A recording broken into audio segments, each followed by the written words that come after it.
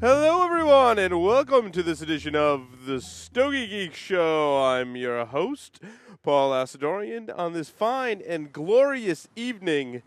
What a better evening for the Stogie Geek Show than on a Tuesday night. Very excited to be here tonight. We've got interview, we've got a segment, we've got cigars to talk about, so we're going to jump right into it. Mr. Stogie Santa is sitting across from me. Welcome, Stogie Santa, to the studio. Good evening, everybody. On the lines via Skype, I've got two of our illustrious Stogie Geeks members. Mr. Will Cooper. Are you there? Hey, guys. How you doing tonight? Excellent. And Mr. Mark Jr., are you there?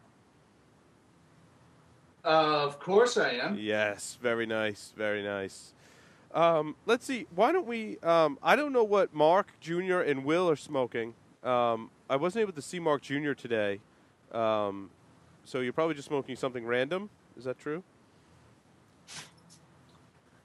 It is. I'm smoking the new Christoph, the 685 Woodlawn. Yeah. Nice. Excellent. We'll check back in on you on that, see how that's doing. We've got some very special guests with us tonight. Very excited to have on the show Kyle and Chris from Ezra Zion Cigars. Welcome, guys. Hey, thanks for having us. Glad to be here. It's illustrious. Yes, it is. It's an illustrious evening. I love that word. Guys, thanks again for coming on the Stogie Geek Show. Why don't you tell a little bit about yourselves and how you got started in the cigar industry?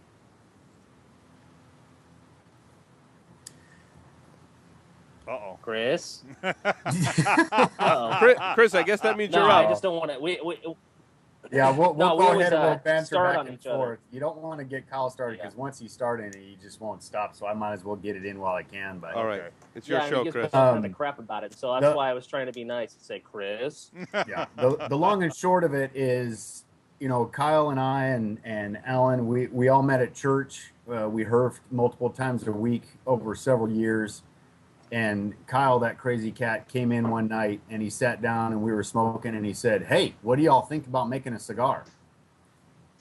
That's how we got into it right then and there. So that just started us down, 3 years ago of just researching and learning and banging our heads up against walls, having a lot of doors shut in our face, having a lot of doors open unexpectedly. And, now we're here. So what kind of details can we fill in along the way? That's it. Now, you guys have a very interesting story about how you came up with the name Ezra Zion. I was wondering if you could share that with our listeners. Sure. I'll tell you what. I'll tell you about the name, and then Kyle can go ahead and explain the imagery behind it. So, how we came up with the name? It's actually two separate names. It's not one name. A lot of people might mistake that, but early on, Kyle and Tanya were pregnant with their second son, Ezra, and unfortunately, they lost Ezra. And shortly thereafter, my wife and I had our third daughter, Coco Zion, and she, shortly after being born, died. And so we decided as a way back then, as a way that we can integrate their names into this company and just as a way to pay homage to them and honor their names was we could combine Ezra Zion, Ezra's first name, Coco's middle name, and then that's how we did it. And our thought process behind that was obviously, they were our children and they were a part of our families. They will forever be as a part of our families and a part of our children. And we like to say it's not, just three guys making cigars, it's three families. And quite honestly, it was a perfect fit because when we were together, when we got the promotions at work or the high highs in life, we would smoke cigars. And during the low lows, I smoked cigars with my brothers and weep for the loss of my daughter, and as Kyle did for his son, and as Alan did for both of our children. So that's how we came up with the name.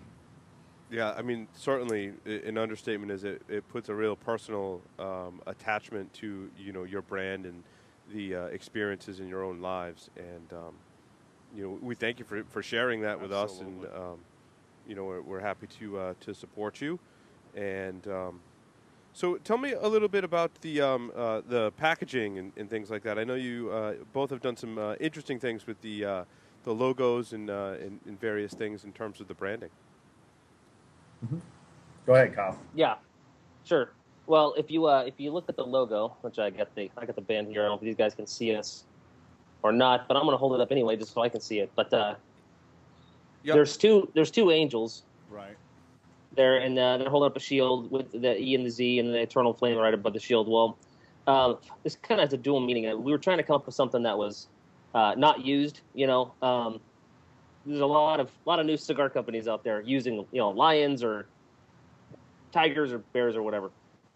So we thought we got to do something else, and so we used angels. Now, I mean, we're all the three partners in the company. We're all, like Chris said, we met at church. Our faith is central to what we do, and so the two angels are reminiscent of the two angels from the Ark of the Covenant. Their wings are touching, and but it's also kind of a homage to the kids.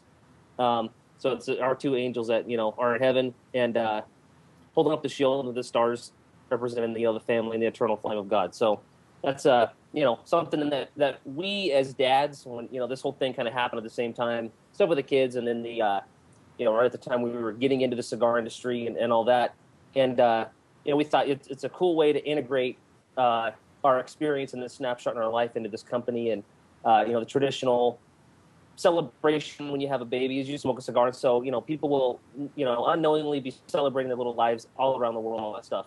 We never thought anybody would ever ask us about this, and it's been cool. Kind of caught us off guard at first. Chris started breaking down and crying at CPR, and I had to give him a swift kick in the bootay, but it was understandable. But it's been a cool thing to be able to tell because it's a celebration of their life, and so it's we've been able to tell the story all over the world, and they live on. So it's been neat. Very good. So you mentioned before that you had a lot of open doors and a lot of doors shut in your face. What are some of those stories about both of those experiences? And by no means do you have to name names if you don't want to.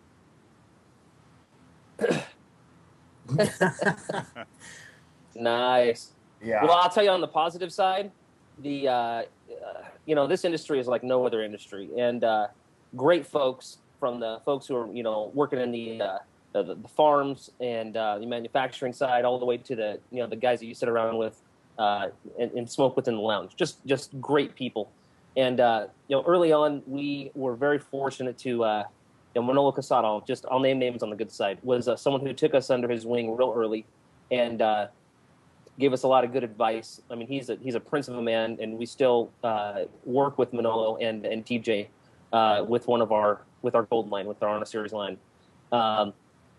And I remember early on, one of the things that he told us was, okay, young Padawans, you think you know everything about cigars because you smoke cigars? There's a big difference between smoking cigars and making cigars. And so, he said, you basically need to become tobacco disciples and suckle at my tobacco teat and learn. And so we did.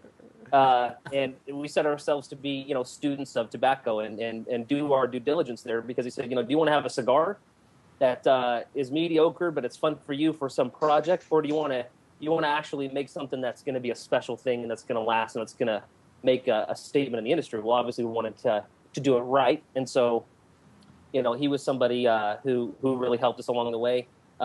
Pete Johnson gave us a few strategic pointers, some conversations, some alcohol-fueled conversations. People are a lot freer with information and get a feel of it. The more bourbon, the better. Pete is very, very cool. He's been very, very cool to us. The Padrones,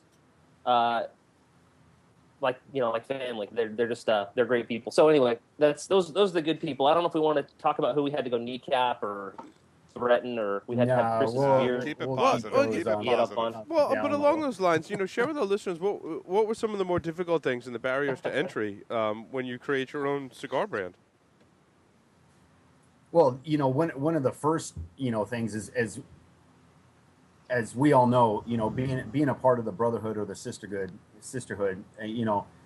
Chris is in the sisterhood. Yeah, I tell you what, boy, he's working on me today, boys. I tell you what, he's working on me today.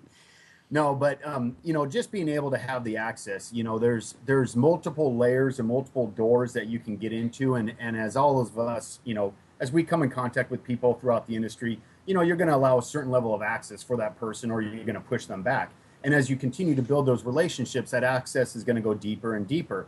And so where we found ourselves in the beginning, just for, let's just say tobacco, for example, we were finding ourselves being able to have, an awesome opportunity to work with certain tobaccos, but we knew that there was other tobaccos to be had. And without being specific, there's the old adage, there's a back room and then there's a back room, but there's actually a back room that, we've been afforded to. And as we've grown, and as Kyle was saying, with Manolo and Terrence and Casa Fernandez, Eduardo and Paul, and just the access that we've been granted has been great, but it hasn't come freely. We've definitely had to prove ourselves.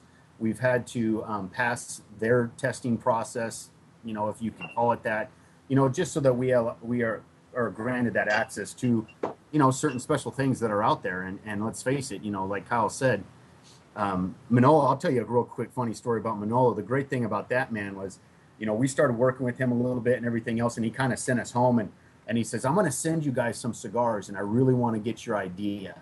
And they're very special. They're very special cigars. They're very special. I think this is something that's going to be very, very special for you guys when you start out and everything else. So we're just giddy as a bunch of schoolgirls, and we go back home, and these cigars follow on with us and everything else, and we get them, and we're just, we age them, tender loving care, proper humidity, proper temperature, the whole 9 yards. We get past the aging state, and then, it's time to smoke these things.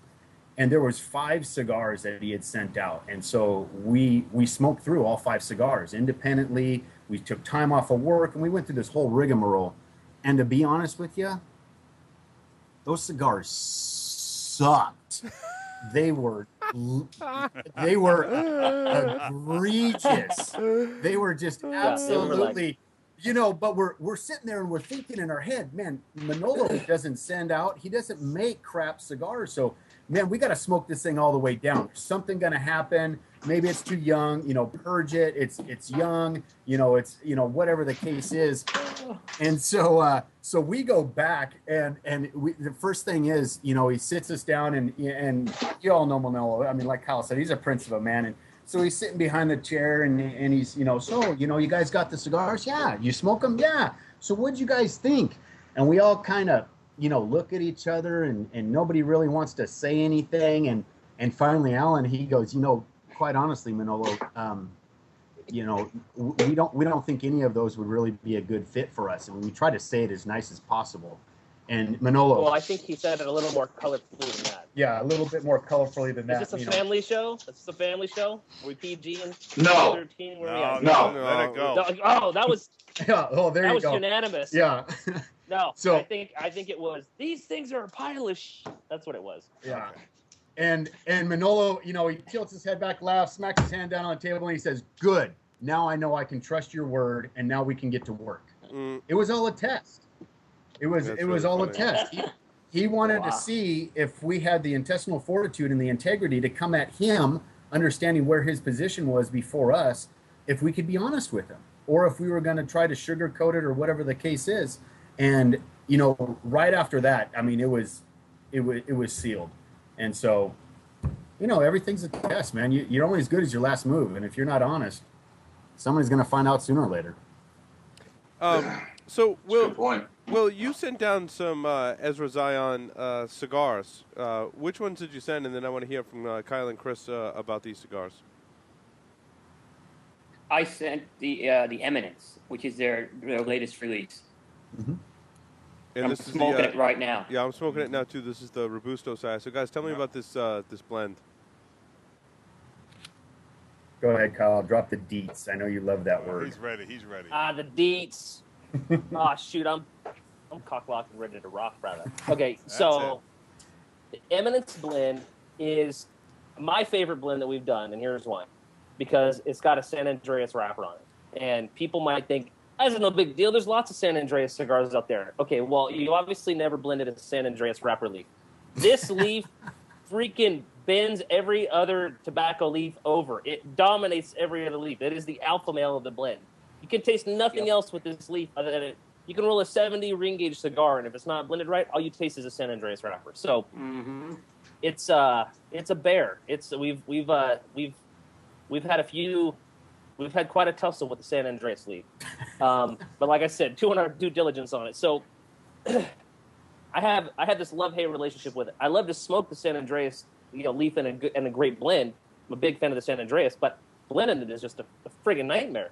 So what we wanted to do was we wanted to pair that San Andreas leaf, that's that dry earthy quality to it that I'm a big fan of. It's rough, but it's just amazing. There's nothing else like it. But what we wanted to do to balance that is we wanted to create a blend that had dark, molasses flavor, brown sugar notes. About halfway through, you'll notice some vanilla blasts start coming in. There's some dark coffee flavors. There's a subtle spice through the cigar. It's just, I've heard people say it tastes like chocolate syrup. Just all these different kind of flavors. To me, it's an intensely complex cigar. So I have an emotional attachment to it because I know the investment of blending time that went into finally creating this thing and getting this thing right. And so I'm emotionally attached to it. Chris's favorite blend that we have is the Tantrum. And there's a whole story behind that where I literally put Davey in a corner, so you don't want to hear it. But then my favorite's the Eminence. And I don't know if you saw it today or not, Chris, but on Instagram, I posted a picture of the Eminence. And the first comment on that thing was Jose Blanco saying, best cigar ever. So I told you. Jose is a huge fan of the Eminence. Absolutely a huge fan. Big honor there. So me and Chris have this little thing back and forth. He's, Tantrum, which is a phenomenal cigar, and I'm always touting the Eminence. So we like to jam each other up about it. So, are you guys smoking any of our cigars? Yeah, we're smoking the. We're doing it right now. The Eminence. Yep, Eminence right? right the now. Eminence. There you go. In fact, And first we talked to I'll tell you what. Jose. Oh, sorry. Go ahead, Coop. Go ahead, Coop. No, go ahead. No, I was just saying, I'll tell you what, that cocoa I'm getting off this thing is just beautiful. Sweet. And I'm loving it, yeah. Yeah. I mean, you just want to just. Yeah. Yeah, you're having an emotional affair with it right now. I know. See it in your eyes. See it. Will's straight up getting biblical on that thing. Oh, that's it. Will's It's pairing very well with the scotch, I'll picking tell up you curtains, that. bro. Well, some would say that smoking a cigar is an experience. Just watching Coop smoke a cigar is an experience. Yeah, for well, me. someone said that, huh? Yeah. Amen. My buddy. Coop is an artist. Wonderful is an artist. So guys, take me through some of the various blends that you guys have. We talked about the Eminence. What are some of the other blends that you guys got? Well, I'll talk about the Tantrum. Tell them about Tantrum. I'll tell you about the Tantrum because you know that thing is, as Kyle said, I'm very emotionally attached on that thing. Give you just a real quick little story about that. So we go down and we're in Esteli and working on some different blends and so on and so forth. And I tend to like a little fuller body cigar. I smoke a lot through my nose, so I like that spice. I like to be able to really feel that in there. And while we were going through some bales and everything else, as I was talking about the back room and then the back room and then the super back room. Well, Kyle, full blown, is up on top of like 4 bales high and on his hands and his knees, and he's like literally like inches away from the ceiling, crawling on his hands and knees, going to the back because he knows the very back of the wall is where we're trying to get to. And he comes across this Lajero, and we pull some out, and we smoke it, and we're smelling this thing, and it's unbelievable. It's phenomenal. There's actually some pictures I think of Kyle when we were down in Esteli last year. But anyway, so we get a hold of this stuff and we start playing around with this, and you all are familiar with Arsenio, Casa Fernandez. I mean, just a phenomenal man, master blender. I mean, the guy has already forgotten far more than I'll ever learn in my lifetime with it relates to cigars and tobacco. But we start working on this thing and we're putting it together and everything else. And we do our final tweak, and he brings out a couple and he sets them down, and Alan and Kyle are working on another blend over there. And I grab this thing because it's right up my alley, and Arsenio and I are kind of just, hanging out. And next thing I know, I'm smoking this thing, and all of a sudden I feel Kyle kicking me. And I'm like, oh, what the hell's going on? Well, I realize I'm like kneeling down in the corner with my back up against the wall, and I'm smoking this thing, and I was just so engrossed in it. I had no idea, but Kyle's like, Chris, you all right? You all right? And I just leap up, and I'm like, it's done. I'm done. Give me everything that you got. Roll it. Give it to me. I don't give a crap. Whatever we do for the rest of the week that we're here, you guys figure it out. I'm smoking this. It's over. I'm done. And so I just immediately just fell in love with this cigar. It's a phenomenal cigar. 5 to 7 year old Ligeros that are in it. It's all Nicaraguan. It's all Aganorsan. Casa Fernandez. It's a great cigar. As you all know, it's limited. There's only 1,500 boxes, 28 counts, and so it's gonna, I will rue the day that I smoke my last Tantrum. But it'll be a bittersweet day, for sure. So tell me about your and blending. What's the Vitola side to that? Go ahead. I'm sorry. I guess what's the Vitola side to the audience on that one? It is all fours. We call it the Prensado Pequeño. Because it'll put you on all fours. Yeah, 44 by 4.44, and we actually had to make the molds for that thing, and there was a reason that we went with such a small Vitola on that, and I know Will knows this, but we wanted to get as much distance out of the tobacco that we were allowed for this particular blend, and so we wanted something that would give us the most legs and the most count for that. But yeah, we call it the Prensado Pequeño. And great cigar, one size only, 44 by 4.44. That's it. Beautiful size. So, guys, tell me about the blending process. What goes into what you do to ultimately come up with the cigars that you bring to market? Do you go down there and sample different sizes and different tobaccos? How does that work? Yeah, well, that's kind of a controlled chaos. What we do is we go down to the aging barns, which are actually where they store all the stuff. It's at actually a different location with this factory. We work with two different factories. We work with Manolo and the Placencia factory. And we also work on our silver line, which is the Tantrum, the Jamais Vu, and the Eminence with Casa Fernandez. So they have a super secret site where all their tobacco is stored. And what we do is we go in there and we just run amok. So we'll go to these bales and slit them open without permission, and roll up a leaf and smoke it, and just start finding stuff that really starts tapping our beanbag. And when we do find something that's awesome, we start to just build one with the other. So what will happen is within 20, 30, 40 minutes, we have these single leaves that we're rolling, and we've rolled and we're smoking, and we start pairing them, and we start just swap and spit, which is kind of gross, but okay. It is what it is. Helps build your immune system, I guess. And so there's actually a picture of me on cigarfederation.com. My little my user picture, or whatever the frig it's called, is me with 3 of those leaves in my mouth. We're just blending them. So once we find something that has, there's this one leaf that we use that I remember smoking for binder, and it was just one leaf had a really nice spice with a vanilla, with a leather, and I'm like, dude, this could be a cigar by itself. It's so complex. This is one leaf. So I was like, this is the best leaf that I've smoked, the last hour and a half. And so once we start to kind of compile, we kind of go, use that as a rough draft, if you will, and go back to the factory and just start writing up blends and recipes and start, seeing where this stuff is landing.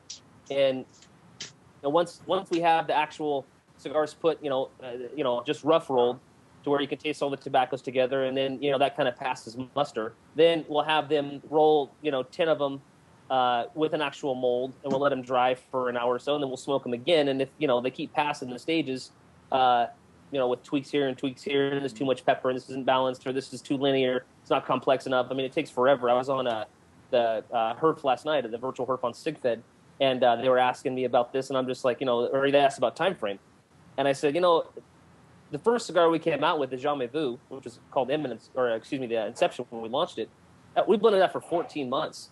tweaking and tweaking and tweaking and tweaking. So, we're already looking at 2015 with blends. So we want to get about a year out in front of those blends. So, once it gets to a place like Chris was saying about the Tantrum, where, he shot up and he's like, "This is done." You got to understand, Chris is a former Marine, so when he starts going off, he goes into full-on staff sergeant voice. And he's boisterous. He's like, "I don't give a blankety blank what you guys do the rest of the week. This is done. I want 100 of these bundled up for me to take back on the plane, and I'll see you guys later." And he just walks out. And I'm like, well, I guess that passed the test. So, there's all these layers. Once you get the cigars, then you smoke it again in a week, and then it goes into cigar puberty for 90 days is what I call it. Absolutely. And, the flavors get all jacked up, and you can't taste it right. So you smoke it at 60 days, you're like, we suck at making cigars. What were we thinking even doing this? We're going to lose all our money. I'm going to get kicked out on the streets. My kids are going to be homeless. This cigar sucks. And you come back at the 90-day mark, and you're like, dude, if this is not #1 cigar aficionado cigar of the year, then there's no justice in the world. This cigar is so good. So it's a pretty emotional journey. It's amazing. Just to know what a cigar is going to be in 90 days, it's all in itself. It really is. That's right. It really is. That's right. The tweaking that goes on in cigars is amazing. It truly is when you're playing with blends. So, guys, one of the more technical things that I get asked is about the different primings of the plant. How much of that weighs into it, and can you share some of your kind of knowledge on the differences between the different primings in the plant and how that plays into the blending process?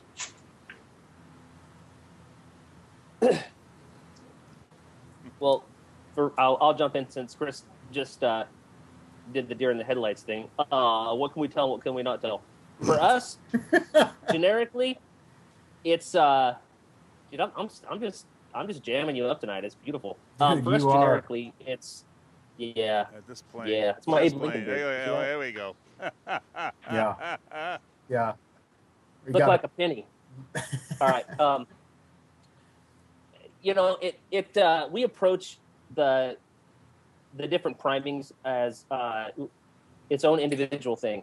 So we don't look at it and go, oh, well, if we have this, Viso in here, then we have to do Seiko in this. Or we don't even look at it like that. We let each priming and each leaf speak for itself. Mm-hmm. And if, the rule says it's supposed to be like this, we go, screw the rules. Let's go on what we taste. And that's what we do. So the primings to us are just another category where if something's coming through, we go, you know what, the Viso in that, or whatever the priming happens to be, is a little too much. We need to lighten that up a little bit. So therefore, let's try a different priming and see how that tastes. There's a little bit of that, but all in all, we at the end of the day, we let each leaf, each bale from each farm and region and country speak for itself. That's what we want to do. Mm-hmm. Yeah. And just to add on that a little bit, some folks, that everybody has their own difference in how they'll blend a cigar. Some people, for example, when Kyle was first bringing the San Andreas, we all knew that's where we wanted to go, and then we had to build the blend up underneath of that to be able to support that meaty wrapper there. And we've come at different cigars and different blends. From like the Tantrum, for example, it all started with Ligero. It all started from the inside, and then we worked our way out. And we've done it where it started from the outside and worked our way in. So as Kyle was saying, we don't really get hung up on so much of just making sure that we have these particular names and these particular leaves in it. It's just making sure that we have something that when it all comes together, we have a well-balanced, a clean finish, something that when you smoke, when you set it down, your palate is just begging for more. It's always wanting more. Yeah. I want another cigar. I want to keep smoking this cigar. I think that's where the true testament of great cigars is when you're done, it never leaves you completely satisfied. It always leaves you wanting. Sounds like a woman. How do you guys How do you guys tweak the blend for the different sizes? I know some of your lines, like the Eminence, for example, comes in about 6 or 7 different sizes. How is the blend tweaked for that? Well, as we're working with it, depending upon what size we're going for to blend a cigar to, we obviously start there, and then as we change that, either increase or decrease that size, you know, we go through a very same process. You know, we have the one that we started out with, and then we go ahead and adjust accordingly to that. So every vitola is blended in and of itself to make sure the balance is there and to make sure the consistency is there and the finish is there. And so, you know, it's not as bad as starting from scratch, but you definitely need to make sure that you fine tune and tweak, you know, as you're going through that, because just to sit there and simply say, oh, it's bigger, just, you know, add more proportionately, that can completely throw off the blend, and it can throw everything off from where you originally started from. So you guys kind of have to take each blend there. So you get the right ratio of what you're doing. But you guys are smoking every different size. Oh yeah. Yes, when sir. you're blending. Yeah, so absolutely. now you must have your. Oh, dude, we're nuts about quality control. So you guys must have your favorite sizes. So you know, how do you feel about when you're smoking a 6x60 versus, you know, a 4x44? I don't like the 60s. I'm not a fan. Amen. But still. Well, we do have a 660, you know, in the Jamais Vu. We launched it out at the trade show, and the funny thing, I mean, this is absolutely hilarious to me. You know, the Jamais Vu is our first blend. It's near and dear to our hearts, and we just kept hearing so much feedback. Get it bigger, get it bigger, get it bigger. The Corona Gorda is not big enough, so we decided we were going to max at the 660. But we prensadoed it, so it has a nice soft box press on it, and we did that intentionally, just because the ergonomics of it. None of us really wanted that 660 round cigar in our mouth, and so by putting just that nice soft press on Unnatural. I mean, it made all the difference in the world.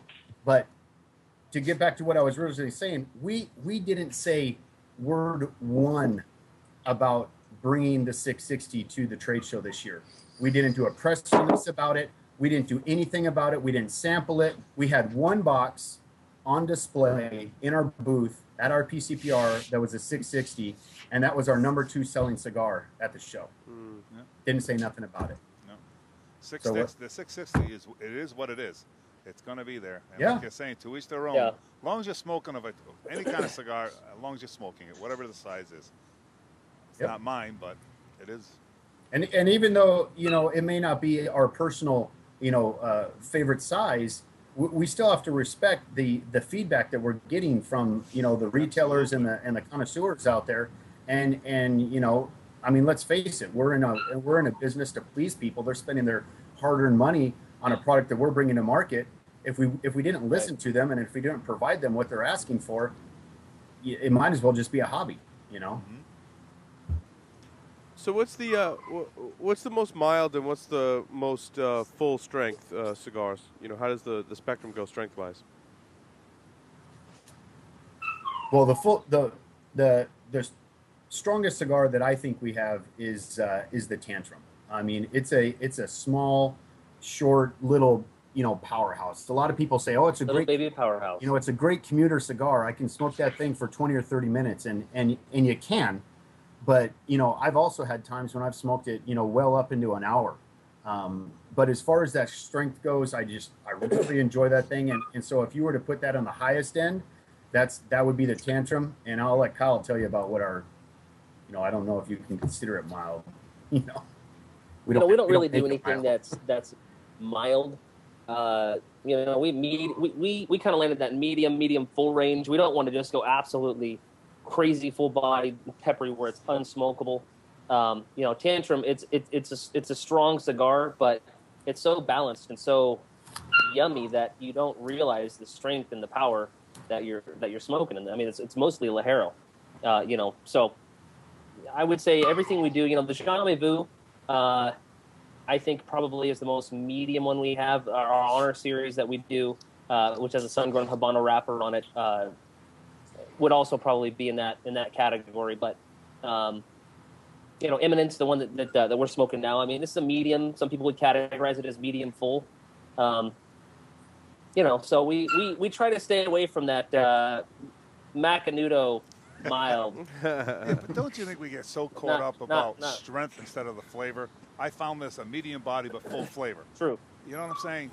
There you go. Absolutely. That's There you what go. I'm looking for. Yep. Is you know, okay, Yeah. you want a strong cigar, I got it. But this one I'm smoking right now, medium but full flavored cigar. dead on. The smoke to me is almost chewy. Yeah, It's got a lot of body to Yep. it. Yeah.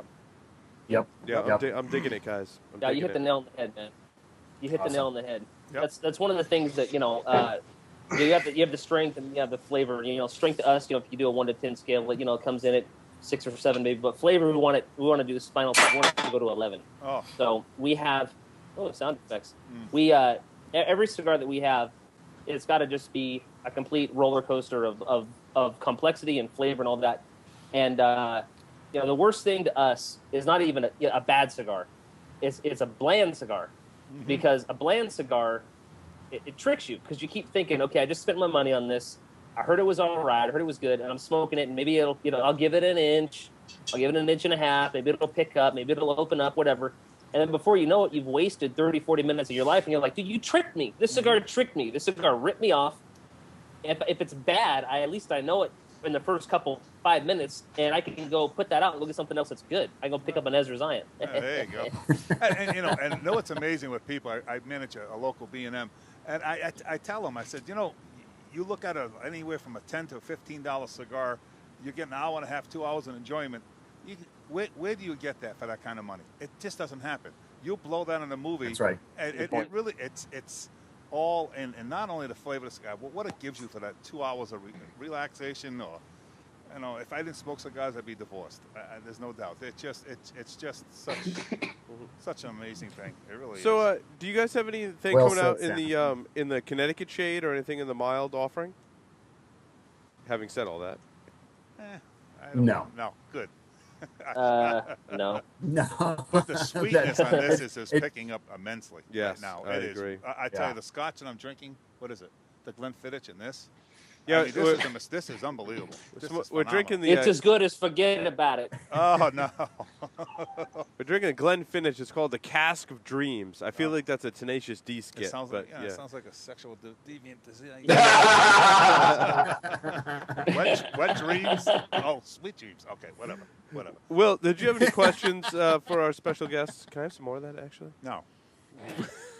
So I sound like your mom? No. You can't have any more. This is really enjoyable. Very much so. Thank you. Oh, Yeah. I'm telling you, seriously. Yeah, very. I agree. very. I'm telling you. Stogistan is the pickiest of the bunch, too. Oh, yeah. So. I'm Yeah. Hey, see, we wouldn't lie to y'all. Everybody that's out there this listening, is see, we're not something- just blowing smoke, y'all. Don't want to get on Santa's naughty list. I'll tell you that right now. No. No, definitely not. We're gonna bring this into the shop. There's no doubt in my mind. I'm very, very happy with this. Thank you, sir. Appreciate that. Thank you. Oh yeah, absolutely. Yeah. The flavor is just like I say. See, I told you. The flavor is not a 10; it's 11. No doubt in my mind. Very enjoyable. Awesome. Thank you for that. Thank you. Appreciate that. Hey, Coop, when you ride up on the Eminence, man, think 95. Think Oasis. That's what you want to That's shoot it. for. Oasis. This is very good. There you go. Kevin, Yeah, exactly. Yeah, You need to that's think our highest crawling rating. across I'll the say this. desert.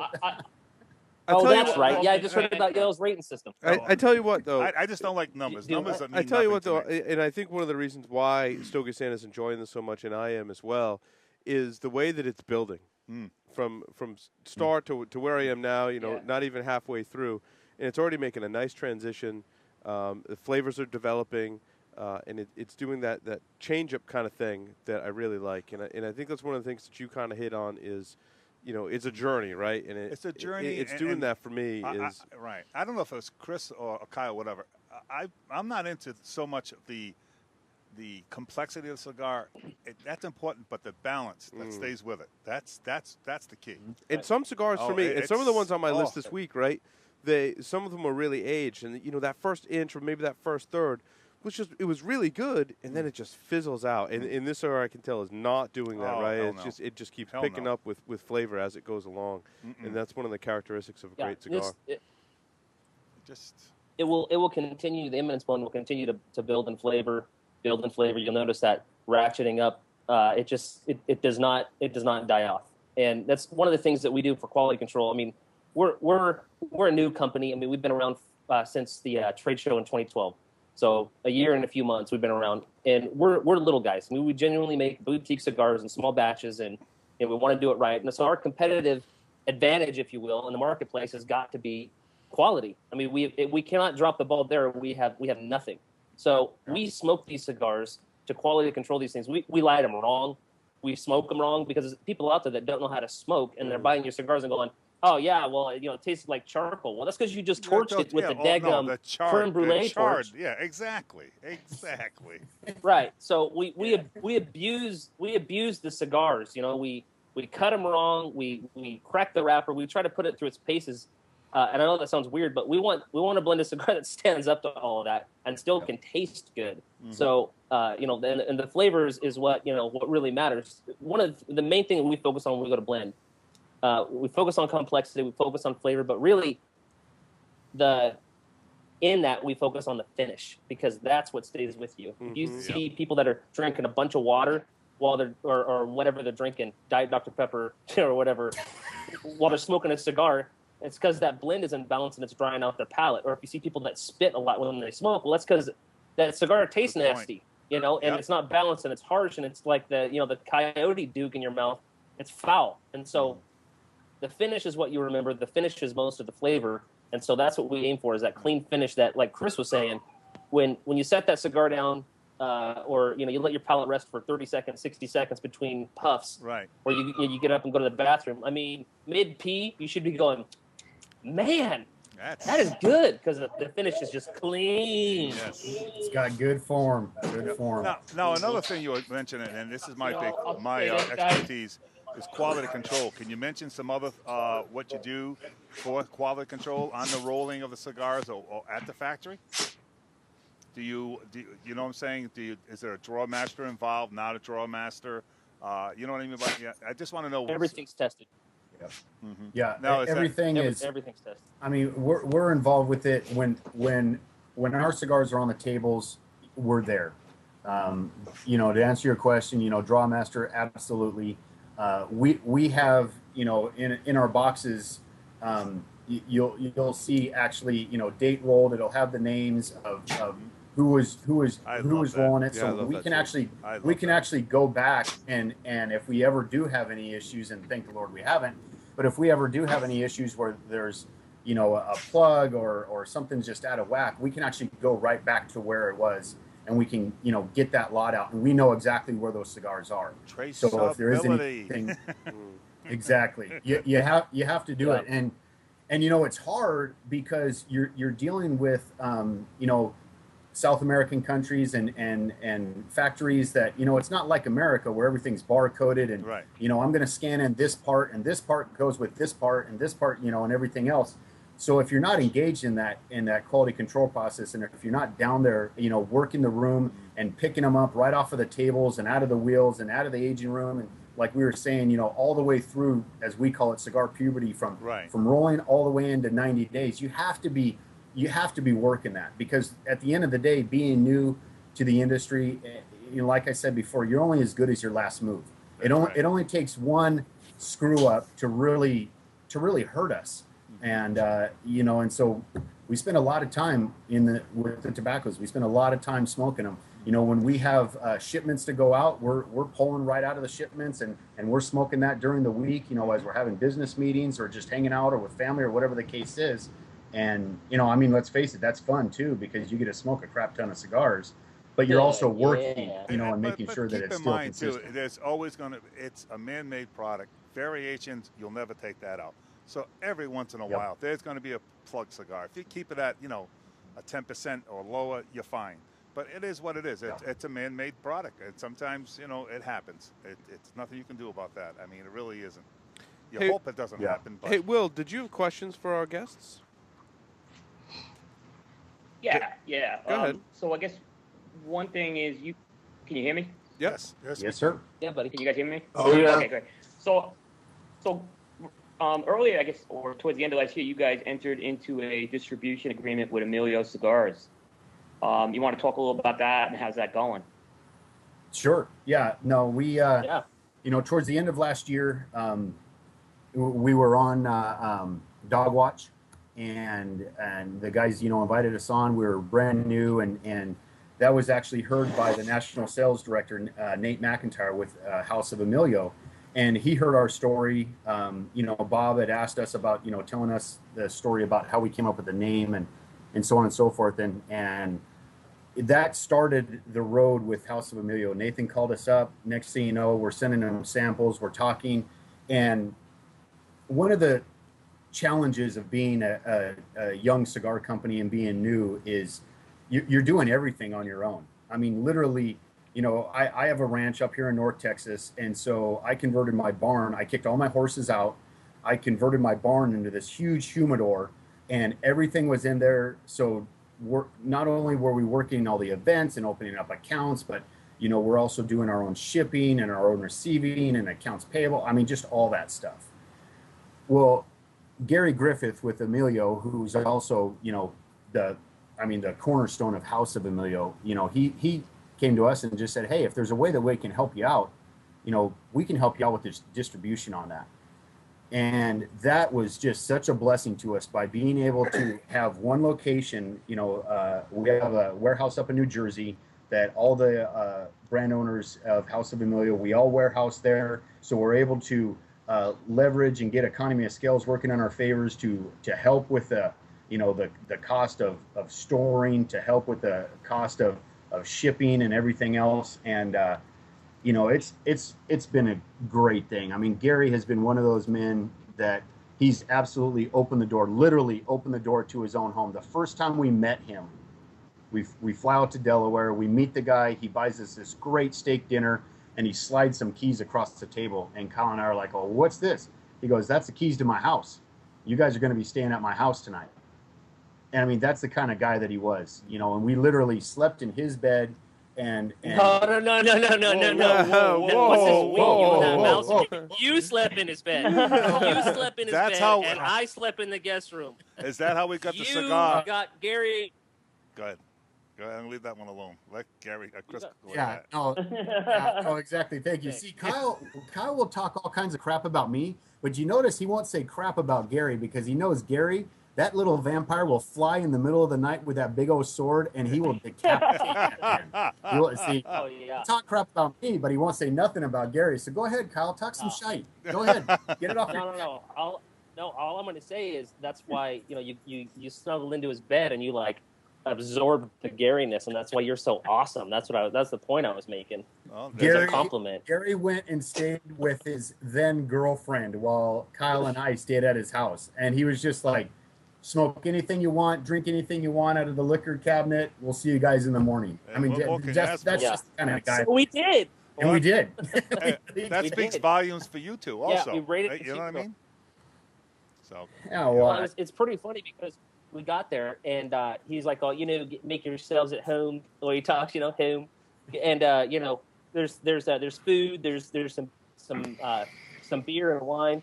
And, and he's got a cabinet humidor and he had a box of cigars everywhere. He's like, help yourself to whatever you want. So after I had filled up my suitcase with cigars, I went and looked in the fridge and I was like, what do we got? We got okay, Chris, we got chips and hot top ramen. Okay, yeah. But you got cigars and This booze. guy is definitely packed. Yeah. So to answer your question, Will, it's going great. The relationship that we have with House of Emilio is phenomenal. The other brand owners, they're all great guys, great cigars. We're just proud to be a part of it. And, we're just very thankful. It's a huge load off our back that we can focus on, blending and promoting and bringing new cigars to market and just not have to worry about that. It's huge. I can imagine. And it keeps helping the cost of the cigar too. Absolutely. Yeah. Yeah, and You just guys had this real interesting setup at the trade show. The whole House of Emilio was in this booth, and you went from one brand owner to another, and it was probably only one other booth I thought like that, which was maybe the Fabricas Unidas booth, but your booth just really stood out in terms of it was like this smorgasbord almost, where you can go from one brand to another in one stop, and each brand owner was there, and I love the setup that was there. Yeah. Gary coined the phrase just before the show, best of the boutiques. And I say this with all humility. We're just very humble and proud to be a part of it, because just like what you were saying, Will, you remember how it was. We were we were back in the corner. We were right by the loading dock. They would ventilate the showroom floor, and all of our stuff would blow over. I mean, we had to set up multiple times every day just because it was just a really, really bad location. But being in the company of such, great other cigars, we were happy. There was a constant flow, a constant draw.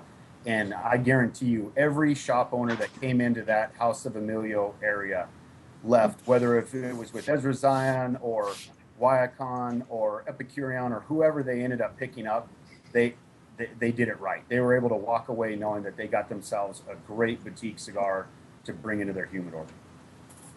Very good. Well, did you have any closing questions for our guests?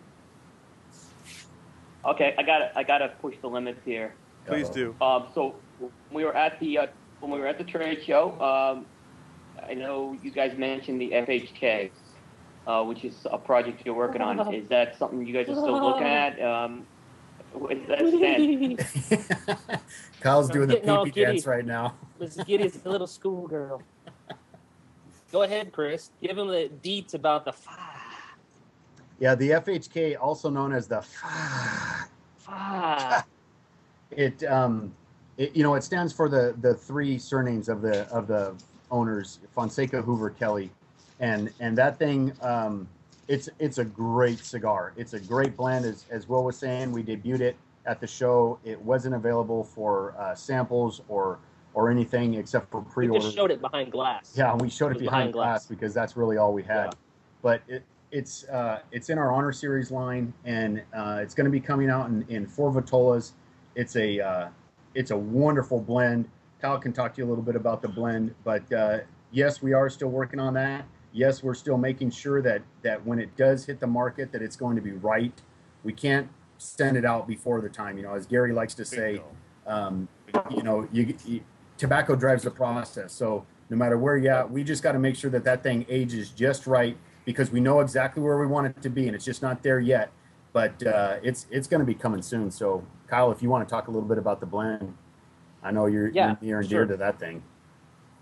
Yeah, no, this blend is way cool because it's the first time that we've actually gone out and used tobaccos from multiple countries. It's not a Nica Puro. I mean, the Eminence has a San Andreas wrapper, but the rest of it is Nicaraguan. But this has Brazilian, this has Indonesian, Nicaraguan, San Andreas, and so we've gone out and sought out other tobaccos to be able to bring even more flavor to it. So I'll tell you that the FHK blend, what it tastes like to me is, it has that leathery, coffee, those kind of major flavors you get out of a good cigar. But the way that I describe it is that it's like a dark, malty, creamy beer is what it tastes like to me. It's just scrumptious. Yep. Yeah. And, for Santa, who likes a good, complex, wonderful flavors, that thing is. I agree. It's unbelievable. Just like I can't wait for people to get it. And you can't rush it. It's going to be ready when it's ready. That's the bottom line. That's right. That's the bottom line. I'm glad that you take that approach. There are unfortunately, some manufacturers that will rush things to production just to get it out there, and it will kill that blend. If it's at 6 months, a year and a half, doesn't matter, because it will take care of itself when it's released. Good for you. That's Good right. for you. Well, guys, thank you very much for appearing on the Stogie Geek Show. Where can people find out more information about your cigars? Go ahead, Mr. Dietz. I'll give you the deets. You can check us out on EzraZion.com. Follow us on Instagram and Twitter. It's at Ezra Zion Cigars. And Chris has a personal account. It's at Echo 6 Kilo. You could follow him or not follow him. He sends out weird tweets. He sends out toilet tweets. Which is awkward. Not really. I'm kidding. I'm joking. I had to get one more in before we finish the show. So yeah, check us out there, and then we're always up on Cigar Federation all the time, posting stuff as well. So we're real active in social media. Obviously, we're on Facebook as well and all that stuff. So if you're looking for us, you can Google us. I mean, we're very findable. So one of the things we do is we're on social media all day. Yeah, if I can interrupt real quick, if you're looking to find a place where you can find us, all you need to look is at here's the footer band of the Eminence. Yeah. You simply just Turn it flip around. that I already saw footer that, band yeah. around, and it's got Yep. our Twitter handle, and we encourage folks. You know, Kyle and I monitor all the Facebook, so you're talking to the real deal. It's nobody sitting in an Yeah. office anywhere. And then same thing with the header band. You know, on the back of the header band, it has our website as well. So we try to make it as marine proof as possible, being a former as Marine. possible. Well, guys, thank you very much for appearing on the Stogie Geek Show. Thank you. Hey, thanks for Thank having you. us. Appreciate y'all. We're gonna Yeah, take good times, yeah. man. Good times. We're gonna take a short break now and come back with our Stogies of the Week and a very special segment on pairings with cigars.